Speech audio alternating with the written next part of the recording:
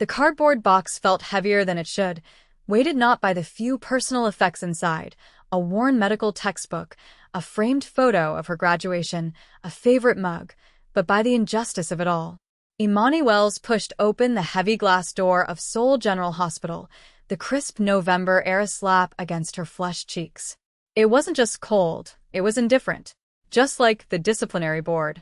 Just like Director Park, with his prim, disapproving stare. Suspended. The word echoed in her head, a flat, ugly sound. Indefinite suspension for gross negligence and failure to follow protocol. Failure. She almost laughed. She and her team had saved 57 people. 57. When the call had come in, a multi-vehicle pileup on the expressway, a catastrophe of twisted metal and shattered glass, the emergency room had descended into controlled chaos. They were overwhelmed within minutes, the roar of sirens a constant, screaming backdrop. There weren't enough beds, not enough plasma, not enough surgeons. Protocol went out the window because protocol was designed for a Tuesday afternoon, not an apocalypse. Imani had made the calls. Triage in the ambulance bay. Converting the physical therapy gym into a makeshift surgical ward. Authorizing the use of a new coagulant agent that was still in its final trial phase, but was the only thing that could stop the catastrophic internal bleeding in a dozen critical patients. She hadn't asked for permission. There wasn't time. She had acted.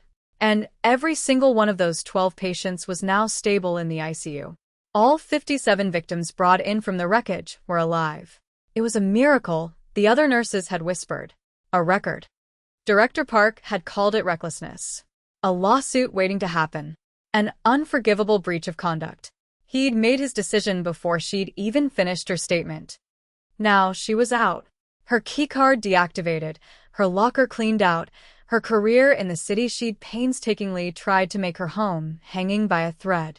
She shifted the box in her arms, her knuckles white. The automatic doors of the main entrance slid open, and for a moment, the sterile, antiseptic smell of the hospital, a scent that had always meant purpose to her, was replaced by something else. Cedarwood, smoke, and cold, hard currency. A man stood there, flanked by two others in identical, impeccably tailored black suits. He wasn't just standing in the doorway, he was occupying it, his presence altering the very atmosphere of the lobby. The low hum of conversation died. The hurried footsteps of staff slowed.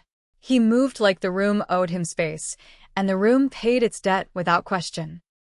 He was tall, his frame lean but powerful under a dark gray suit that probably cost more than her car. His black hair was expertly cut, every strand in place. But it was his eyes that held her. They were dark, so dark they seemed to absorb the light, and they were fixed on the harried figure of Director Park, who was practically scuttling towards him, bowing his head. Imani recognized him from the gold-framed photograph on the hospital's donor wall. Kwon Ji-han, the owner, the chairman of the entire corporate empire that held Seoul General in its portfolio. She'd heard the whispers, of course, that his business was more than just real estate and tech, that the hospital was a convenient, legitimate place to treat men who acquired injuries in the dead of night. No questions asked. The most dangerous man in Seoul, her landlady had once called him. She clutched her box tighter and tried to sidle past the silent tableau, wanting nothing more than to disappear into the anonymity of the city.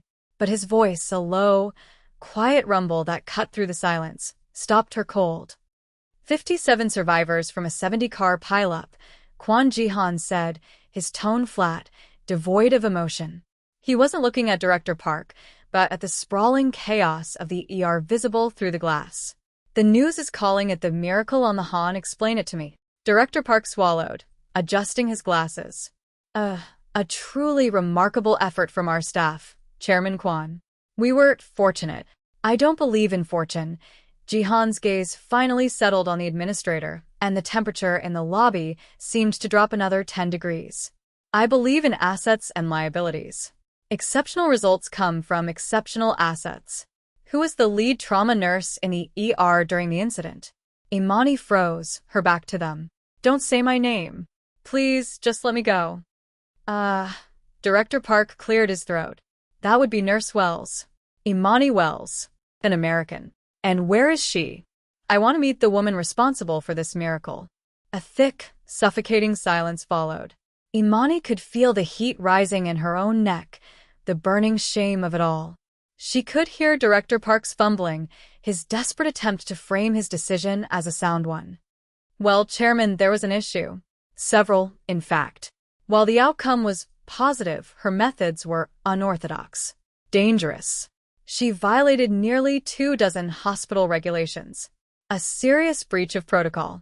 To protect the hospital from future liability, I had no choice but to place her on immediate, indefinite suspension. Kwon Ji-han didn't speak for a long moment. The silence stretched, thin and brittle, until it was more menacing than any shout. When he finally spoke, his voice was dangerously soft. You suspended the person who saved 57 lives for saving them. It was not a question. It was a statement of utter disbelief. To protect the hospital's legal standing, sir. The board agreed. I am the board. Ji-han cut him off, the words like chips of ice. And you are a fool. His gaze swept the lobby, dismissing the administrator as if he were a piece of furniture. His eyes landed on Imani, on the cardboard box in her arms, on the defiant set of her shoulders. He knew.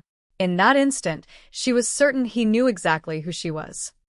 That was the moment everything changed. He took a deliberate step towards her, his two guards moving in perfect, silent sync. Director Park sputtered, trying to regain control, but Ji-han ignored him completely. He stopped a few feet from her. He didn't look at her face, not at first. His gaze dropped to the box, then to her hands, noting the tremor she couldn't control. Finally, his dark, unreadable eyes met hers. They were intense, analytical, as if he were stripping away every layer of her composure to see the mechanics beneath. Nurse Wells, he said. Her name sounded different in his mouth. Not an accusation, not an identifier. It was a claim. She just nodded, her throat too tight to speak. You're coming with me, he stated, the words an order, not a request. He turned, expecting her to follow, a king leaving his court. Imani found her voice, a strained, raw thing. I've been suspended. I'm supposed to leave the premises. He paused, glancing back at her over his shoulder. A flicker of something, amusement, perhaps, or irritation, crossed his features. Director Park has been relieved of his duties. Your suspension has been reviewed. He gestured with his head toward the gleaming black sedan that had just pulled up to the curb, its engine a low, predatory purr. Now, you're coming with me. He didn't take her back into the hospital. The car, a fortress of silent, tinted glass and supple black leather, slid through the congested Seoul traffic with an unnerving ease, other vehicles seeming to melt out of its path. He sat opposite her, not beside her, the space between them charged with a tense, formal distance. He hadn't said a word since she'd gotten in, simply watching her with that same unnerving intensity. He seemed to be taking inventory of her, from the scuff on her practical nursing shoes to the stray curl that had escaped her neat bun. She told herself it was survival instinct that made her watch him back. She noticed the way his hands rested on his knee, perfectly still. Long, elegant fingers, unadorned except for a simple, heavy platinum ring on his right pinky. A faint, almost invisible scar traced a line from his knuckle to his wrist. She noticed the precise cut of his suit, the whisper of expensive fabric when he moved. The scent of cedar and smoke was stronger in the enclosed space, clean and masculine and utterly intimidating. The car descended into a private underground garage and came to a halt before a dedicated elevator. One of his men opened her door. The other already had the elevator waiting. Kwon Ji-han led the way, his stride confident and silent on the polished concrete. They rose, the elevator moving with a swift, silent efficiency that spoke of immense wealth. The doors opened directly into a penthouse that was less a home and more a statement. Floor-to-ceiling windows revealed a breathtaking, panoramic view of the Han River and the glittering cityscape beyond. The space was vast, minimalist, decorated in shades of gray, black, and chrome. It was beautiful and sterile, a gilded cage. "Sit," he commanded, gesturing to a low-slung leather sofa. He moved to the wet bar, pouring 2 glasses of water with an economy of motion that was mesmerizing. He placed one on the glass table in front of her. "I have reviewed your file," he began, taking a seat in an armchair across from her. "Imani Wells, top of your class, University of Pennsylvania. Recruited by Seoul General for their new international trauma program.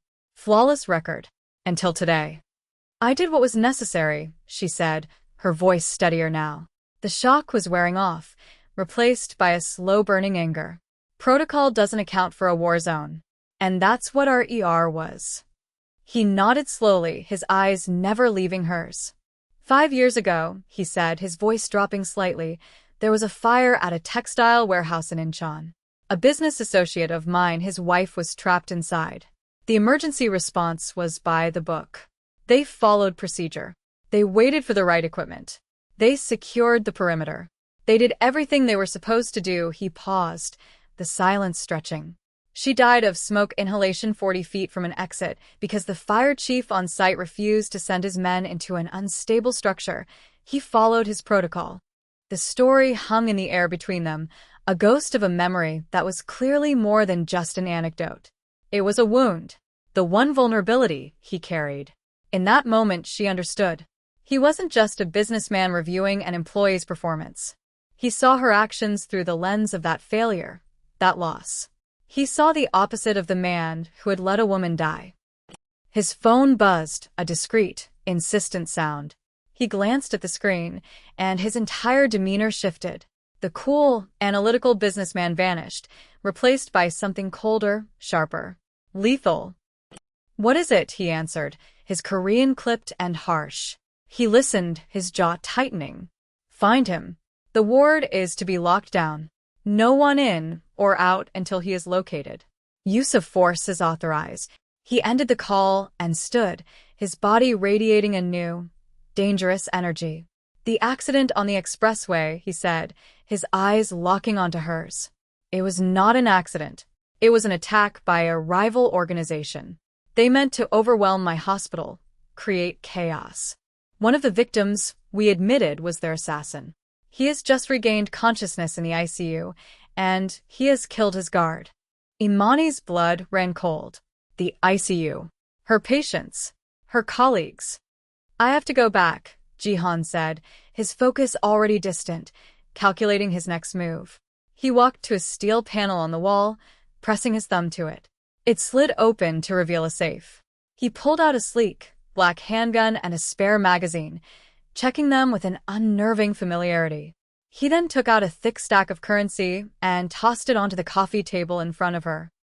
"That is for your trouble," he said, not looking at her. "My driver will take you anywhere you want to go. A hotel, the airport. Disappear. It will be safer for you." She looked at the money, then at him. He was offering her an out. A clean break. The smart choice, the sane choice, would be to take it and run. To forget she ever saw his face, ever stepped into his world. But she thought of the patients in the ICU, vulnerable and unaware. She thought of her friends, the other nurses, walking into a nightmare. She knew that floor better than anyone. She knew the layouts, the access points, the security blind spots. She stood up, pushing the money back across the table. "No." He finally looked at her, a flicker of surprise in his dark eyes. "I'm going with you," Imani said, her voice firm, resolute. "You need me. I know that hospital. I know where he might go, what he might use. You want to find him before he hurts anyone else? You need someone on the inside. That's still me." He studied her for a long, silent moment, his gaze searching for weakness, for fear. She met it head-on, refusing to back down. She was a nurse. Her job was to run toward the danger, not away from it. This was no different. A slow, almost imperceptible nod was his only answer. "Stay behind me," he said. It wasn't a suggestion. It was a condition of her survival. The ride back to the hospital was a descent into a war zone. Jihan was on the phone, issuing a calm, lethal stream of orders in Korean. Men were being moved into position. Exits were being sealed.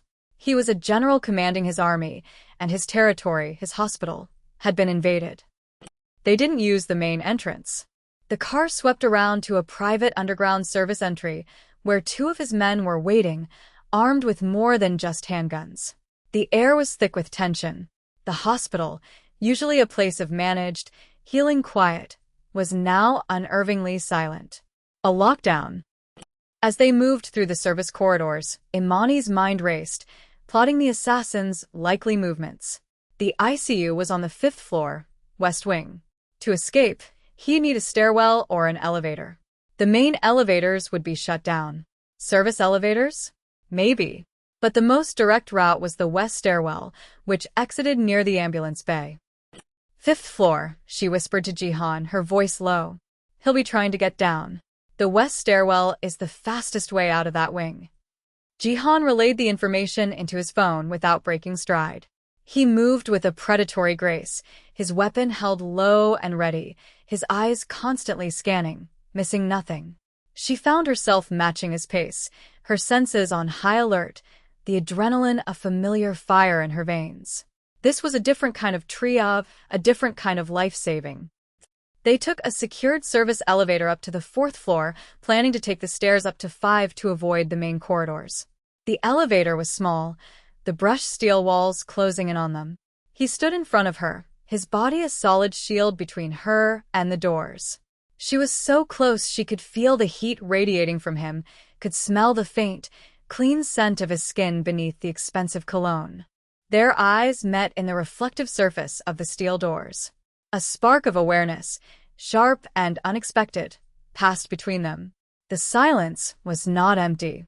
It was filled with the low hum of the elevator and the frantic, silent beat of her own heart. The doors opened onto an empty hallway. The lockdown had cleared the floors of all non-essential personnel. It was eerie. They moved toward the stairwell, Jihan in the lead, his steps making no sound on the linoleum floor. He held up a hand, signaling for her to stop as he eased the heavy fire door open a crack. A muffled shout from above. Then a gunshot. Sharp, loud. Followed by another. Jihan didn't hesitate. He burst through the door and onto the stairwell landing, Imani right behind him. On the flight of stairs above them, 2 of his men were down. The assassin, a gaunt man still in a hospital gown, was rounding the bend to head down toward them, a gun in his hand. He saw Jihan and raised his weapon. Time seemed to warp, to slow down. Imani didn't think. She reacted. The assassin's line of sight was clear. Jihan was exposed. But to her right was a heavy-duty linen cart, left abandoned in the hall. With a surge of adrenaline, she shoved it. Hard. The cart, laden with hundreds of pounds of clean bedding, shot across the polished floor and slammed into the stairwell door just as the assassin fired. The bullet, meant for Jihan's chest, ricocheted off the steel doorframe with a high-pitched scream. The assassin was momentarily stunned by the impact. It was all the opening Jihan needed. He moved with surgical precision, 2 shots from his silenced weapon, so quick they sounded like one. The man crumpled to the stairs, the gun clattering down the concrete steps. Silence descended, broken only by the buzzing of the fluorescent lights. Jihan turned, his weapon still raised, his eyes sweeping the area. They landed on Imani, who was breathing heavily, her hands still braced against the cart. He walked over to her, his expression unreadable. He looked at her, then at the cart, then back at her. The intelligence in his gaze was sharp, assessing. He had been a target, and she had moved to protect him without a second thought. He had almost lost her before he even understood what she was. "You think like I do," he said, his voice a low murmur in the silent hallway. It wasn't praise. It was a statement of fact, a dangerous acknowledgement. You see the whole board, not just the pieces. She looked from the neutralized threat on the stairs to the cold, lethal certainty in his eyes. Her world had tilted on its axis. She was a healer, a saver of lives. But she had just used her knowledge of this place, her instinct, to facilitate violence, to save a man who lived by it. "I told myself I was just trying to get my job back," she confessed, the words tasting like ash in her mouth. That's not true anymore. His eyes held hers, and in their dark depths, she saw not a monster, but a man who understood the brutal calculus of survival. And worse, a man who saw that same understanding in her. The aftermath was a blur of quiet, efficient men in black suits cleaning up the scene. The lockdown was lifted. The story released to the staff was that a distraught patient had attacked a guard and been subdued. No one would question it. Kwon Ji-han's control over his empire was absolute. He led her to his private office on the top floor of the hospital's administrative tower. It was as stark and controlled as his penthouse, all black lacquer, steel, and glass, overlooking the city he owned. He said nothing, simply watched her as she paced, the adrenaline slowly draining away, leaving a tremor in its wake. One of his lieutenants, a man named Min, entered without knocking. He spoke in rapid, low Korean, his face grim. He held out a tablet to Ji-han. On the screen was a picture of her apartment building, of her front door. On the welcome mat sat a single, potted white orchid, its petals bruised and broken. "The Choi clan," Ji-han said, his voice flat and cold. "It's a message. They know who you are. They know you were with me." Imani stared at the image. An orchid. Such a beautiful, delicate thing. "What does it mean?" "It's a symbol," he answered, his eyes like flint. "A debt to be paid in blood. They failed to kill me, so now they will target you to unbalance me. To show me I cannot protect what is mine." The implication hung in the air. What is mine? He saw her not as an employee, not as an ally, but as a possession. A territory to be defended. A part of him recoiled at the thought, at the sheer arrogance of it. But another, deeper part of her, the part that had shoved a linen cart to save his life, the part that had met his gaze in that elevator and felt an unwelcome jolt of connection, understood. In his world, that was the only form of protection that mattered. "You cannot go back to your apartment," he stated. "You will stay with me. My security is absolute." It wasn't a choice. It was a fact. The line she had crossed downstairs was not one she could uncross. She had stepped out of her world and into his, and the gate had just slammed shut behind her. The next few weeks were a strange purgatory. Imani lived in the gilded cage of Ji-han's penthouse, a prisoner of his protection. His men were ghosts, silent and ever-present. She had a wardrobe of clothes she hadn't chosen, ate food she hadn't ordered, and lived a life that felt like a dream or a nightmare. Ji-han was a constant, unnerving presence. He worked from his home office, taking meetings, issuing orders that moved millions of dollars and ended men's lives with the same detached calm. He rarely spoke to her about personal matters, but she felt his eyes on her constantly. When she read by the window, when she watched the news, when she simply stared out at the city lights. He was studying her, learning her rhythms, her tells.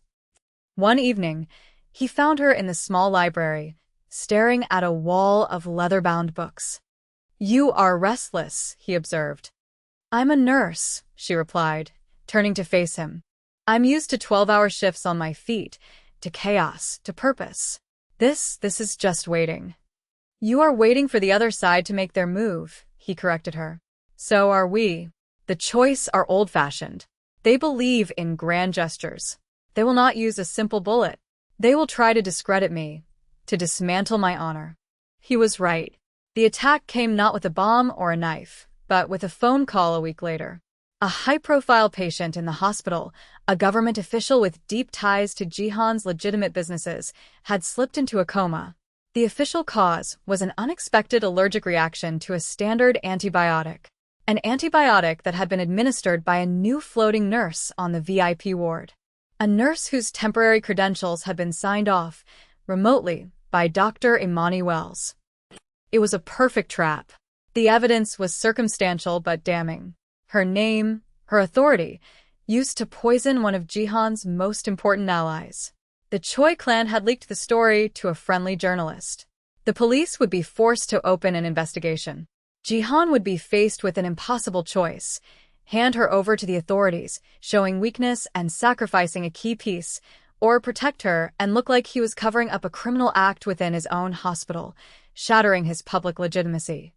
A meeting was called, not with the police, but with the head of the Choi family. A summit on neutral ground, the hospital boardroom. Imani insisted on being there. "This is about me," she told Jihan, her voice shaking with rage. "They used my name. I will not hide while you decide my fate." He studied her, a flicker of something that might have been respect in his eyes.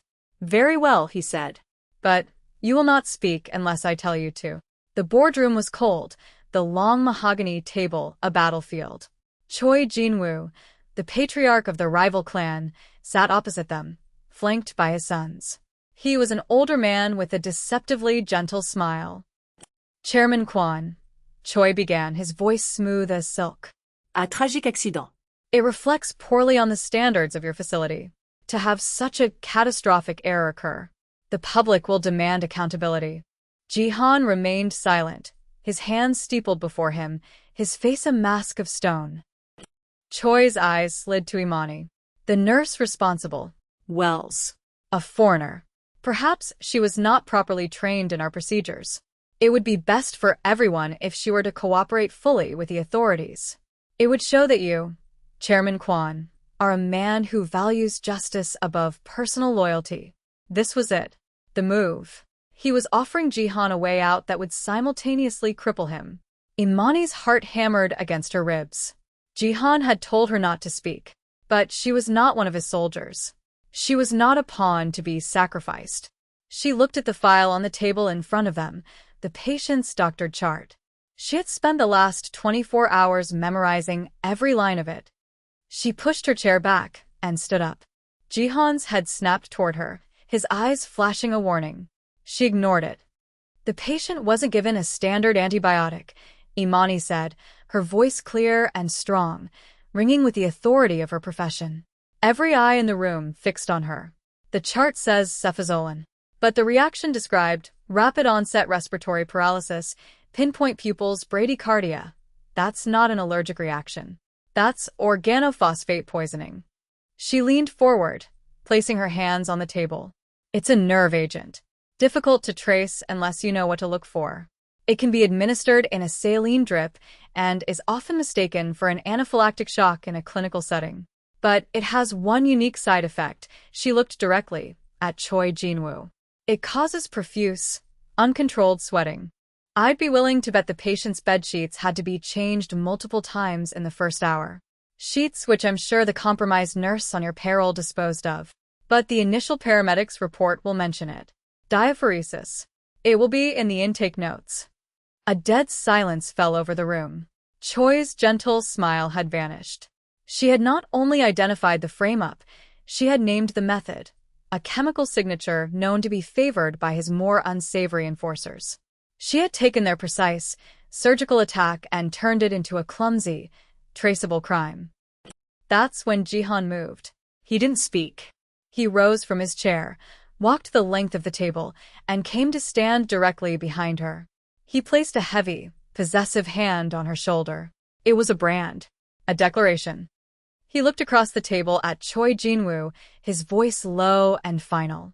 "This hospital is mine," he said, the words dropping like stones into a deep well. "Dr. Imani Wells is mine. Any move against her is a move against me." His eyes narrowed, becoming chips of black ice. "The debt for the orchid on her door is now due." It was the signal. The doors to the boardroom burst open, and Jihan's men, led by Min, flooded the room. The Choice were outnumbered, outmaneuvered, and utterly defeated. The fragile peace was shattered. A war had begun. But standing there, with the solid weight of Jihan's hand on her shoulder, Imani felt not fear, but a strange, terrifying sense of belonging. Weeks later, the city was different. The war was a quiet, brutal thing fought in the shadows, but its tremors were felt everywhere. Imani was no longer just a nurse and no longer a prisoner. She was something else entirely, something she hadn't yet put a name to. She stood on the penthouse balcony, the city lights a river of diamonds below. She wasn't wearing scrubs or borrowed clothes. She wore a simple black dress, elegant and severe. It felt like a uniform for her new life. She heard him approach, felt his presence before he spoke. He came to stand behind her, not touching, but so close she could feel the warmth of his body shielding her from the night wind. He didn't offer apologies or declarations of love. Such words were meaningless in his world. He dealt in truths. "They will never stop coming for me," he said, his voice a low rumble against the vast silence of the night. It was a promise, a warning, a life sentence. She didn't turn. She didn't flinch. She watched their two reflections in the dark glass of the window, her, still and resolute, him, a powerful shadow at her back, his eyes fixed only on her. "Let them come," she said. The choice was made, not for a job, not for survival, but for the man who saw the warrior in the healer, and for the woman who was no longer afraid of the darkness, because she had found a king who reigned there.